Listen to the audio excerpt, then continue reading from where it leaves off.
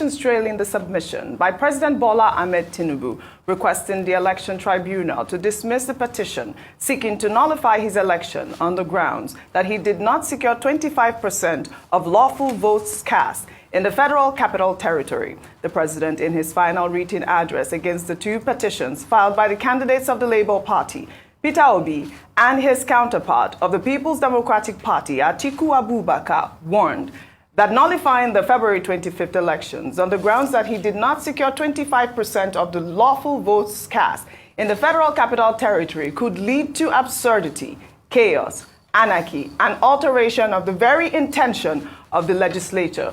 Tinubu also stated that the two petitions seeking the nullification of his victory are not familiar with the country's electoral laws. Rufai, I'm coming to you, but let me take Carlos' tweet, because this is actually the bone of contention, because as you recall, our sister publication This Day put out a tweet, with that statement, and it's garnered more than 2.5 million comments. Well, Carlo wrote, "The president of the largest economy in Africa is telling foreign investors that if the courts, in a legal ruling in his own nation, remove him from office because he failed to meet the conditions set by his nation to become president, there will be anarchy and chaos. In essence, if he is allowed to break the law and remain in office in contravention of the legal rules of his nation against the oath of office he took, there will be no chaos and anarchy." Over to you, Rufai. I'll take.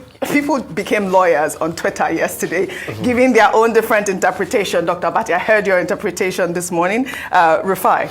For me, it is the court, the Presidential Election Tribunal, that will rule on the interpretation of the 25%. Yes. Whatever they come out with, for or against, I don't think interpretation of the laws of the country will cause any anarchy. Absolutely not. Fanning the embers and everything. I know that statement was from the depositions of his lawyer, President Tinubu's lawyer, Wole Olanipekun, because they are having their final depositions in before they make a judgment on it. It is for him to make his case. You can say he was making his case while he was arguing, but it is the court that will rule, and whatever the court rule, there's not going to be anarchy. I've heard a lot of people argue and said, "Oh yes, the court of public opinion and all of that, it reads the body and temperature of the nation." The law is the law. If it rules for or against, the law will reign supreme. It's not happened before, blah, blah, blah, blah, blah, blah, blah. Those are just conversations. Because it is still the courts that will rule. All we can call on the judiciary to do is to stand tall. Across board. Yes, opinions are divided for and against and all of that. But we need to be able to build a country where the rule of law will stand tall. Because we don't do it for ourselves. We also do it for the way other countries see us. And when they see we have a weak judiciary system, what happens is that investors will not want to come. So the judiciary should also know that they are not only ruling based on the law now, they are also ruling based on what will become the outlook of Nigeria.